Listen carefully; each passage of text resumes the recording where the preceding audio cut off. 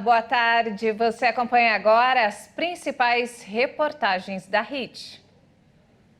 E olha só, a alta dos preços dos alimentos assusta o brasileiro. Comer o básico está cada dia mais difícil. Em São Paulo, o leite se tornou o grande vilão da cesta básica.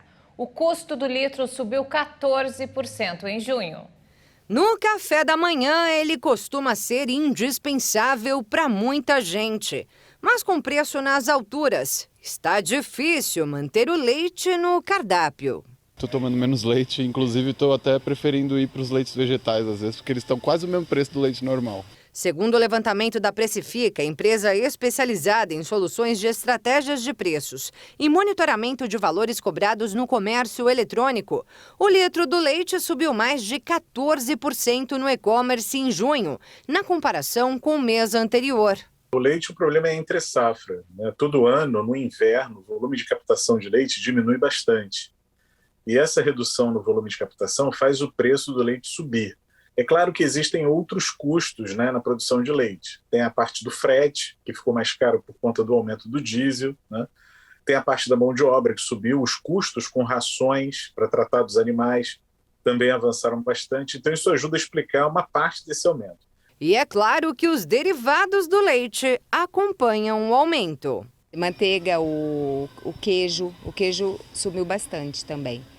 Mas não para por aí. A cada dia o carrinho no supermercado tende a ficar mais vazio, especialmente aqui em São Paulo. Para adquirir apenas 13 itens da cesta básica, o paulista compromete mais da metade do salário mínimo. São aproximadamente R$ 692 para comprar para o mês. Leite, farinha, óleo, café, açúcar, sal, manteiga, arroz, feijão, batata, tomate, banana e a carne, que muita gente nem compra mais.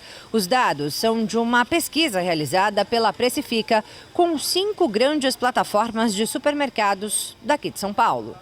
E olha que nem tudo subiu no último mês. Tem produto que ficou até mais barato, como o açúcar, o arroz, a batata e o tomate.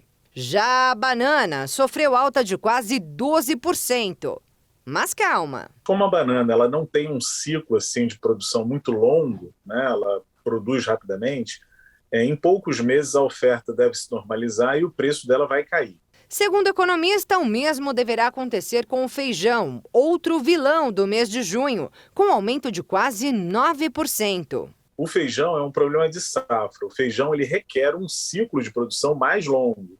E a gente teve uma quebra de safra, principalmente do feijão carioca, que é o mais consumido no país. E isso fez o preço do feijão subir rapidamente. Mas nós temos 3 safras de feijão. E me parece que a próxima, a oferta tende a ser maior. E o óleo, hein? Já faz tempo que o item sofre sucessivos aumentos. E no último mês, subiu de novo. O óleo é um dos principais derivados da soja, né? E o preço dele sobe acompanhando as cotações do grão. E a gente sabe que nesse conflito geopolítico entre a Rússia e a Ucrânia, nessas incertezas globais, aí, o preço dessa commodity soja subiu bastante. Mas, atualmente, ela já se encontra em desaceleração, né? Então, a gente já está vendo cotação da soja mais baixa. Então, isso antecipa para a gente que, em poucos meses, o óleo de soja também deve começar a baixar ao consumidor. Até lá, a dica da Luciane é economizar. Tem muita gente que põe muito óleo para fazer um arroz, um feijão. Põe menos. Assim fica mais barato e mais saudável. Agora, para quem quer gastar menos em todos os itens da cesta, o negócio é reduzir tudo, como ensina o seu Valdomiro. Faz um regime. Frango, ovos, linguiça. A mesa do brasileiro tem ficado com opções cada vez mais variadas. Mas o motivo não é gastronômico, e sim financeiro. O primeiro semestre de 2022 marcou a mudança de perfil do carrinho de compras dos consumidores brasileiros nos supermercados. Com a alta de preços, a maior procura por um substituto da carne vermelha aumentou. Ovos, linguiça e frango apresentaram um aumento na lista de compras em relação ao mesmo período de 2021.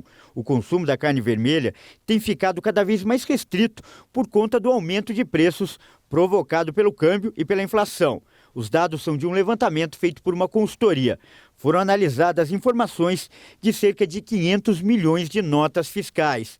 Os ovos foram o item com maior crescimento de procura, 1,2 ponto percentual. O produto está presente em 5,7% das compras. E mesmo com a alta no preço unitário, que passou de 49 centavos para 54 centavos. O levantamento mostra ainda que o frango avançou meio ponto percentual e é a proteína mais presente nas listas de compras, com 10,8% de frequência. As exportações de carne bovina cresceram 47% em Mato Grosso do Sul e têm impacto direto para o produtor rural. As exportações de carne bovina em Mato Grosso do Sul registraram um crescimento de 47% no primeiro semestre do ano, totalizando 608 milhões de dólares.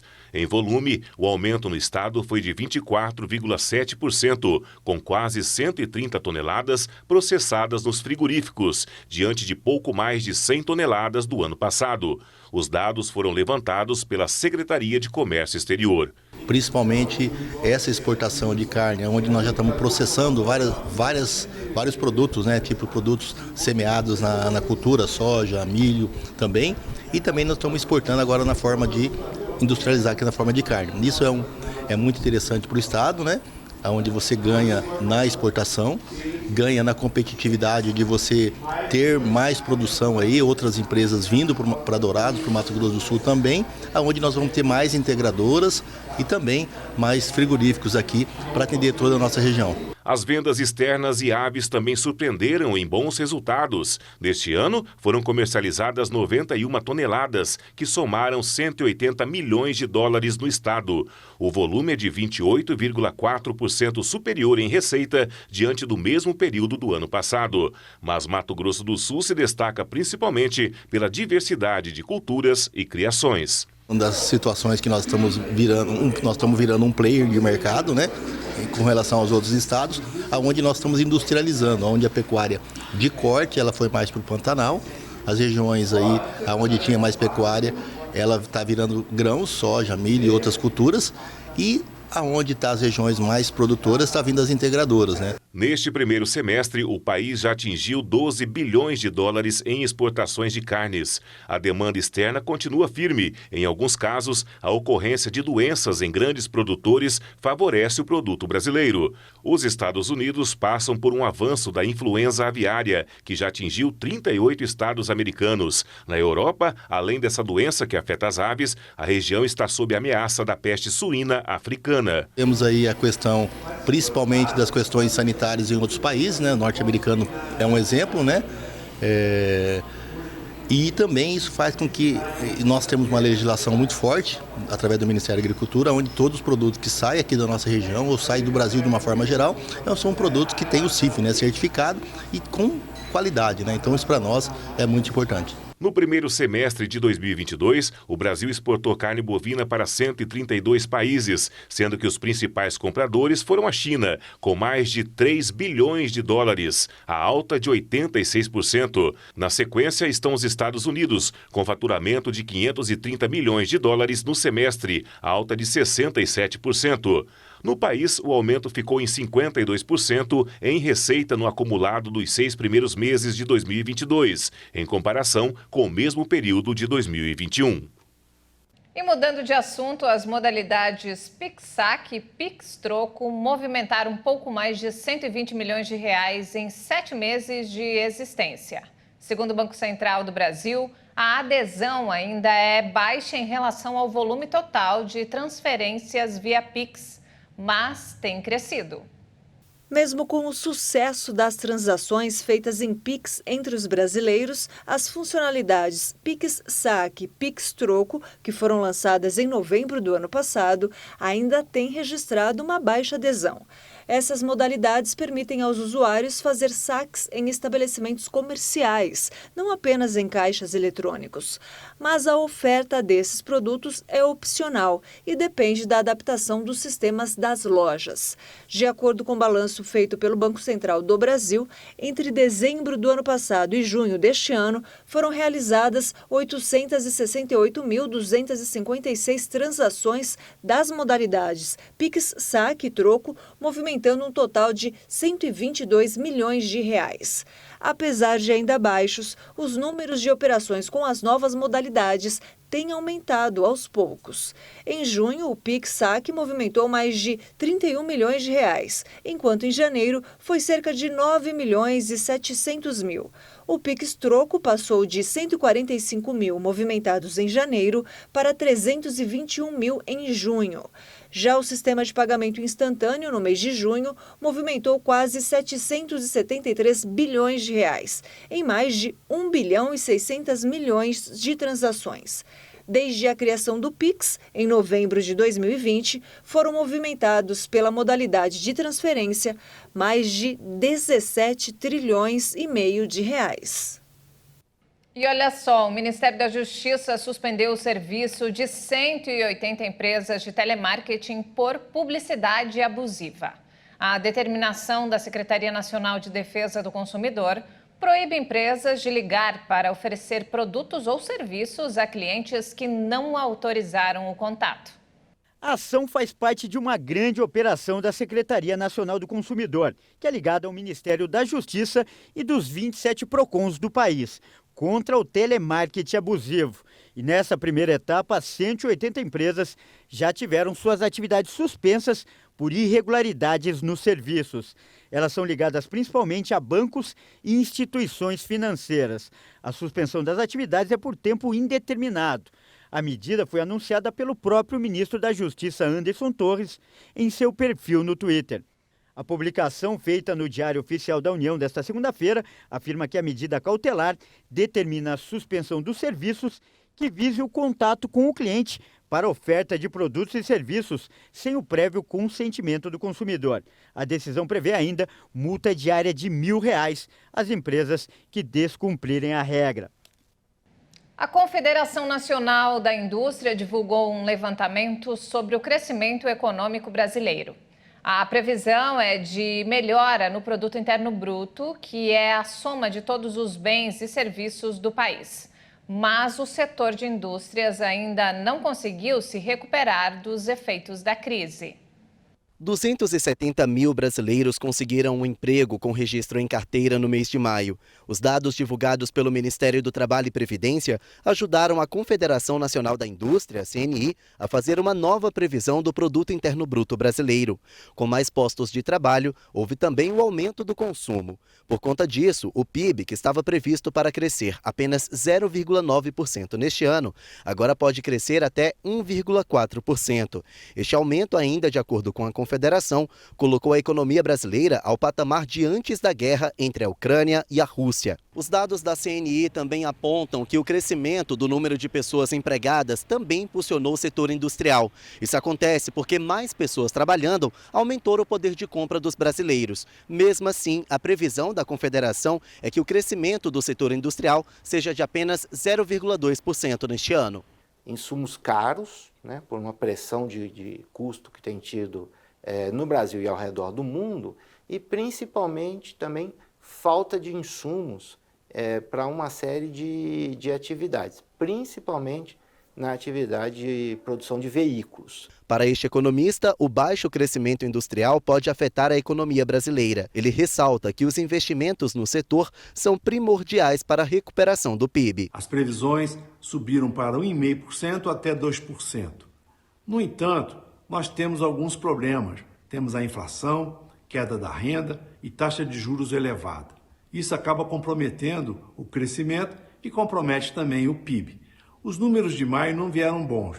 A indústria voltou a cair e o consumo também. Isso implica realmente menor crescimento.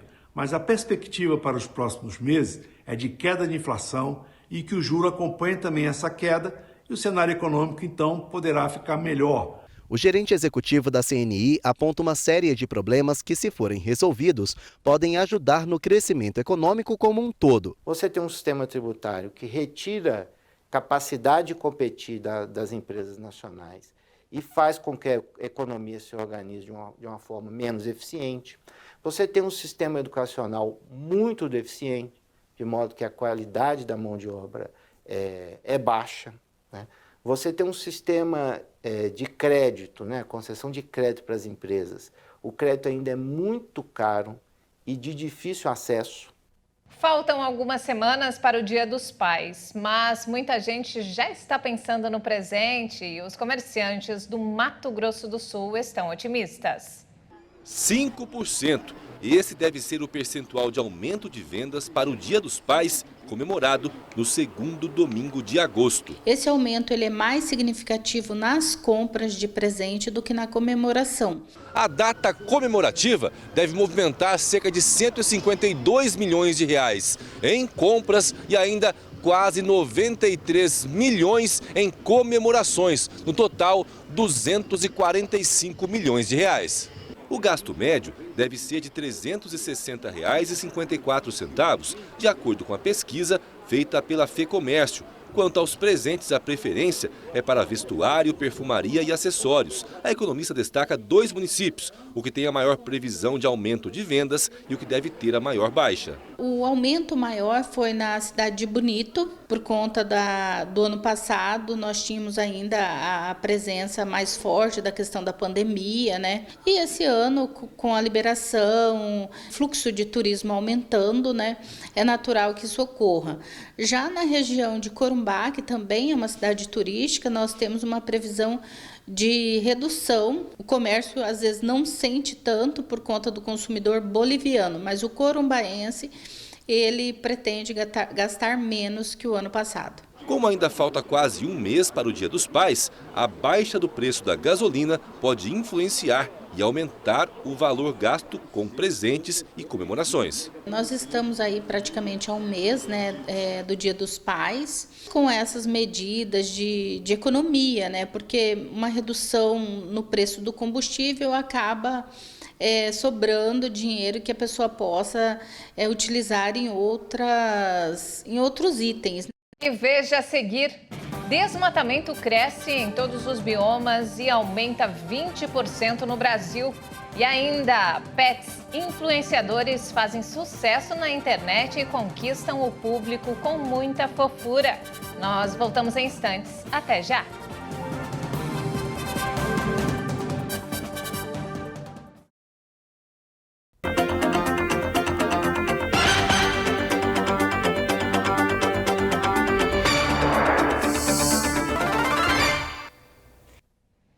Um relatório divulgado na última segunda-feira alerta sobre o desmatamento que cresceu no Brasil. A situação mais crítica foi registrada na Amazônia. São 18 árvores derrubadas por segundo. O desmatamento nos diferentes biomas brasileiros aumentou 20,1% em 2021. Pará e Amazonas foram os estados que mais desmataram no ano. Os dados são do relatório anual do MapBiomas, que integra ONGs, pesquisadores, empresas e entidades de preservação ambiental. Do total da área desmatada em 2021, 59% se concentrou na Amazônia, seguida pelo Cerrado, que respondeu por 30,2% da área explorada, pela Caatinga, com 7%, pela Mata Atlântica com 1,8% e pelo Pantanal com 1,7%. A agropecuária continua sendo o principal vetor de pressão do desmatamento, respondendo por quase 97% da área desmatada. A área desmatada em todos os biomas chegou a 42 mil quilômetros quadrados, quase o tamanho do estado do Rio de Janeiro. O uso de energia solar ultrapassou a termoelétrica e se tornou a terceira maior fonte brasileira. Os dados são da Associação Brasileira de Energia Solar Fotovoltaica. As usinas de geração de energia solar já são uma potência instalada superior à das termoelétricas movidas a gás natural e biomassa. Com isso, a fonte se tornou a terceira mais representativa da matriz elétrica do Brasil, segundo o levantamento divulgado pela ABSolar. Os dados apontam que o país conta atualmente com 16,41 gigawatts de capacidade instalada em usinas solares fotovoltaicas, considerando os projetos de grande porte e as instalações menores em telhados, fachadas e terrenos. Isso representa 8,1% da matriz brasileira, atrás das fontes hídrica, que tem 55%, e eólica, com quase 11%, pelo levantamento da AB Solar. Já as termoelétricas a gás natural somam 16,37 gigawatts de potência, com 8,1% de participação na matriz, e as movidas a biomassa e biogás, 16,30 gigawatts, com 8%. De acordo com a Associação de Energia Solar, as usinas solares de grande porte geram eletricidade a preços até 10 vezes menores do que as termoelétricas fósseis emergenciais ou energia elétrica importada de países vizinhos. A estimativa é que a fonte solar já gerou mais de 86 bilhões de reais em investimentos no Brasil desde 2012, além de ter evitado a emissão de 23 milhões de toneladas de gás carbônico na geração de eletricidade. Um morador de Campo Grande que foi possivelmente infectado durante uma viagem a São Paulo é o primeiro caso confirmado da varíola do macaco em Mato Grosso do Sul. O estado já notificou 6 casos suspeitos.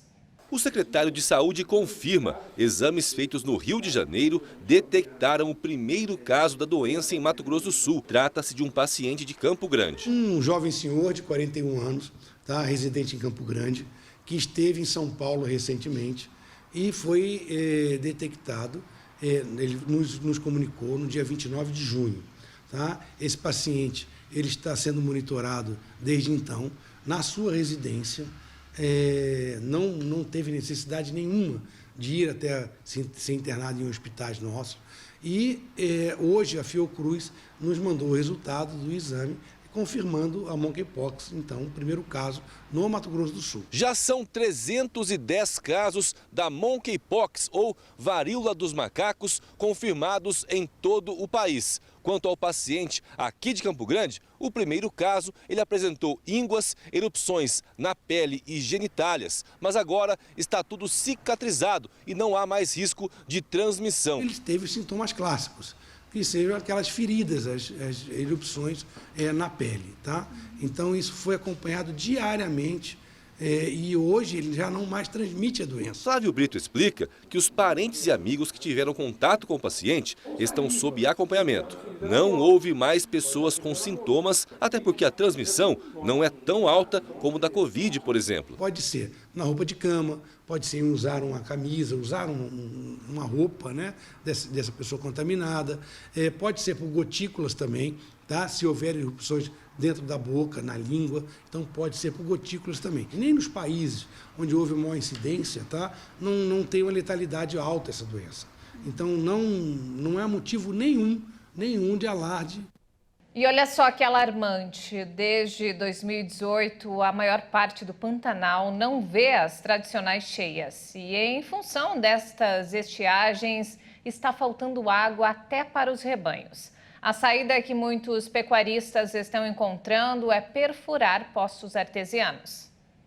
Com chuvas cada vez mais escassas, o Pantanal sofre pelo 4º ano seguido com a estiagem que atinge a região. Você vai andar aí 40, 50 km, não vê água na estrada, tudo seco.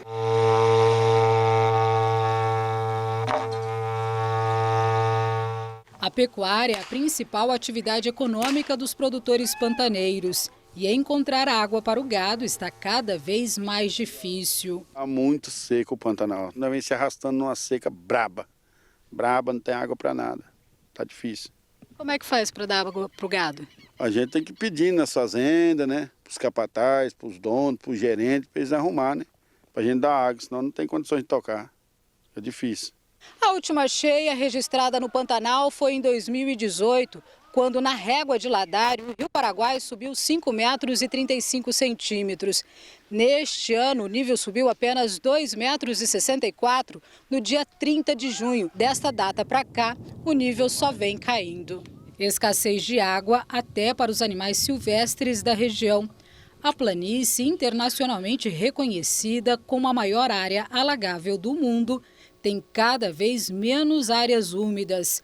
Com as altas temperaturas, poucas baías resistem, outras secam rapidamente. Ainda deu uma chuvinha até melhor esse ano, mas não está o mesmo Pantanal, né, com água. Você achou que o Pantanal fosse assim, tudo sequinho, ou você achou que tivesse um pouco mais de água? Eu pensei que tinha um pouquinho mais de água. E como é que tá agora? Tá seco. Tá seco. Mas não deixa de ser bonito, né? Não deixa. Não? Ficar só um pouquinho sem água não deixa de ser bonito. O movimento tradicional de retirada do gado da parte baixa para as regiões mais altas no período da cheia agora se inverte.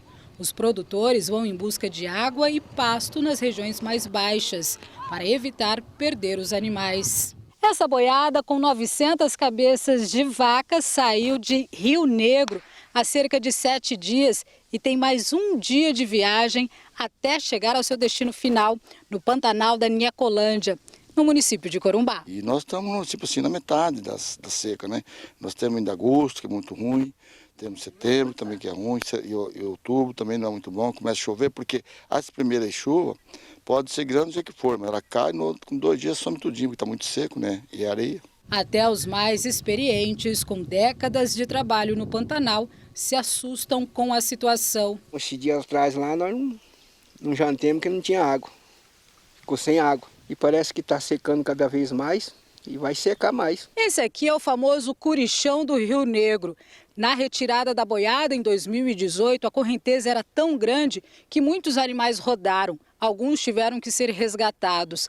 Agora, 4 anos depois, estamos conferindo uma estiagem muito forte. Os produtores foram em busca de uma solução antiga aliada à tecnologia. Construção de poços artesianos movidos à energia solar.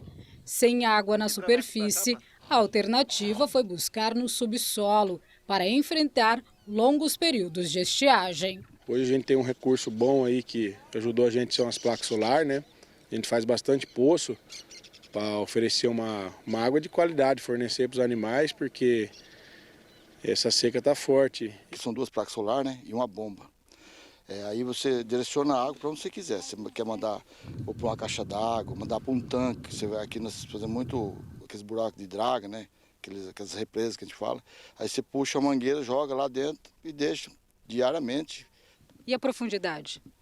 Aqui tem vários lugares, dependendo do lugar. Tem de 8 metros, 9 metros, tem até 15 metros, dependendo do lugar. Porque aqui a água é fácil, né, aqui no Pantanal, porque é um lugar que sempre alagou muito, porque é bem plano. Então é facinho de você conseguir água. Como as bombas funcionam com energia fotovoltaica, os produtores não têm gasto com a tarifa de luz, apenas com investimento de instalação. Eu gastei R$8.000. Hoje deve estar em torno de 10, tem até de 15, na realidade, entendeu? Tem umas maiores, né? Tem um custo, mas vale a pena. Não perde animal? Não, ajuda muito.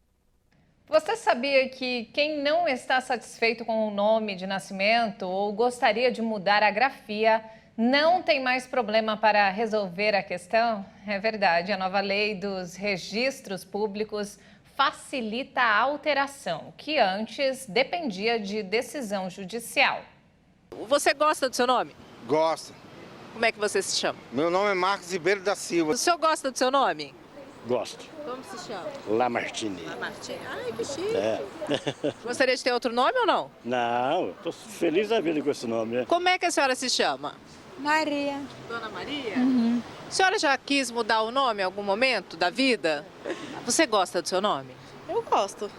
Nunca pensou em chamar outro nome? Ou acrescentar algum nome? Não, o meu tem muito nome acrescentado, tá bem de boa. João Paulo. Em algum momento você já quis trocar seu nome, chamar outro nome? Ah, não, meu nome é muito bonito. Não troco. Camerson. Você em algum momento já quis trocar seu nome? Não. Beatriz. Já pensou em ter um outro nome ou sempre gostou desse? Eu amo esse nome. É o nome da minha avó. Eu sempre gostei do meu nome. Irandi, nunca teve dificuldade o pessoal chamar Irandi? Na realidade, sim. Eu nem sou conhecido por Irandi. Eu sou conhecido por Afonso, porque é um nome composto, né? Mas assim, todos me chamam de Afonso. A pessoa em trocar de nome, deixar só Afonso? Não, nunca pensei não. Até porque é uma homenagem ao meu pai, né? Se você pudesse, teria um outro nome? Sim. Qual seria? Seria Yasmin, no caso, né? Mas aí eu coloquei o nome da minha filha de Yasmin, por conta disso. Qual é o seu nome? Maria Aparecida. Você sabia que existe uma lei que assegura a possibilidade de alterar o nome sem a necessidade de uma decisão judicial? Se esse é o seu caso, basta vir até um cartório dar entrada no processo. O nome é alterado em menos de uma semana. Para isso, a pessoa precisa ter mais de 18 anos. Basta levar a certidão de nascimento ou de casamento até um cartório de registro civil de pessoas físicas e pagar uma taxa, que em Mato Grosso do Sul é de R$ 60,40. Mesmo com a mudança, o antigo nome permanecerá registrado na nova certidão, que trará também dados de outros documentos pessoais.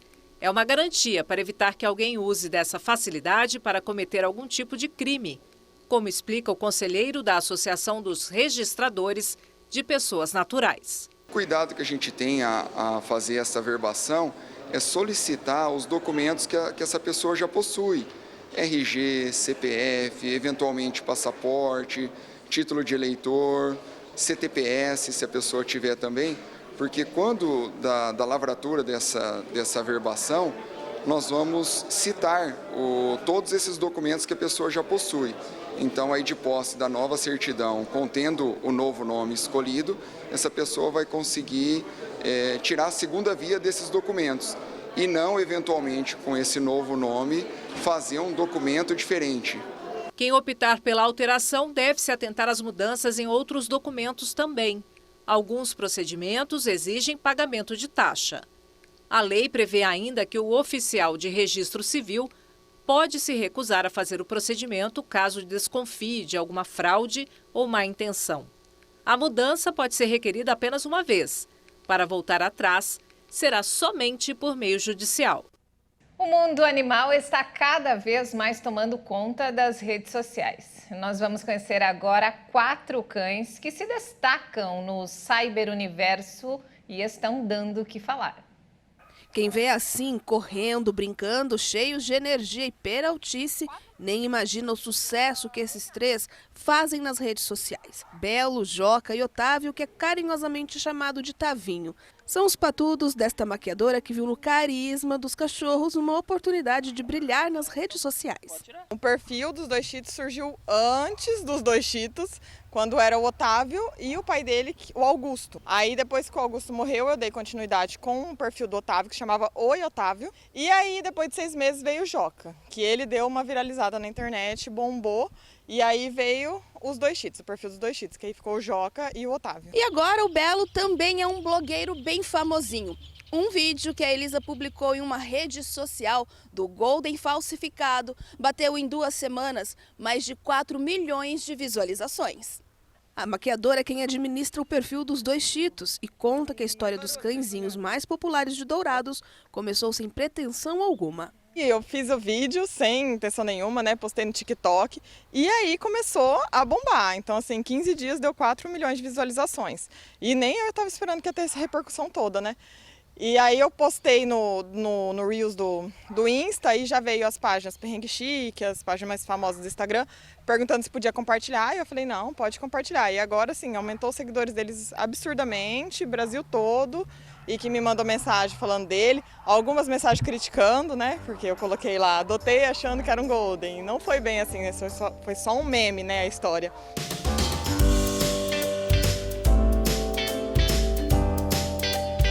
Agora essa simpatia em forma de patudo já é figurinha mais do que conhecida no município. O Alfredo, este Golden que tem apenas 1 ano e meio, é sucesso por onde passa. Carinhoso, simpático e muito brincalhão, ele conquista. A Maria Eduarda afirma que sempre leva o melhor amigo para onde vai. Foi algo bem natural, comecei a fazer uns vídeos dele porque eu queria que ele fosse meu companheiro para os lugares aqui de Dourados. Então comecei a levar ele para cafeteria, para shopping e fiz vídeos dele, das experiências que ele teve nesses lugares, das pessoas passando carinho e esses vídeos começaram a bombar muito. E o Alfredo é adestrado desde quando filhotinho. Aprendeu comandos e a se comportar para assim poder passear com a tutora sem grandes problemas. E com todo este sucesso, fica difícil controlar o assédio. Sempre procuro entender os sinais dele, eu sempre estudo sobre a linguagem canina para poder saber como que ele está se sentindo naquele momento, se ele está estressado, se ele está gostando, se ele quer continuar ali, se ele quer sair. Então, eu nunca tento forçar nenhuma interação dele, tanto com pessoas quanto com cachorros. Então, eu sempre sei aonde que vai esse limite dele. O comportamento dos animais precisa ser respeitado. Eles dão sinais quando precisam de alguma coisa, quando não estão confortáveis ou quando estão muito eufóricos. Este adestrador explica o quanto é importante identificar os sentimentos do cão. Cada indivíduo é um indivíduo e a gente tem que analisar o indivíduo e não, às vezes, a questão racial, ou se é um vira-lata, ou se é um cão com outra raça. A raça ela vai abranger algumas características, mas não quer dizer que o cão possa desenvolver outras características, né? Então envolve muita questão genética e o ambiente. O ambiente ele vai influenciar em qual questão, em qual posição. Se o animal tiver uma predisposição genética a ter um comportamento agressivo, ou tiver um comportamento que briga com outros cães, e ele for colocado de forma errada naquele ambiente, não fazendo a fase de socialização, né, que seria do período crítico, que é mais ou menos em torno dos 21 aos 100 dias, 120 dias, dependendo do cão, né? Então, essa fase é a fase mais importante da vida de um cão. Agora, o que ninguém pode negar é a felicidade e a euforia destes amigões de 4 patas. Cada um com sua individualidade, manias e costumes. Em comum, eles têm a alegria de viver e o carinho que sentem pelos tutores.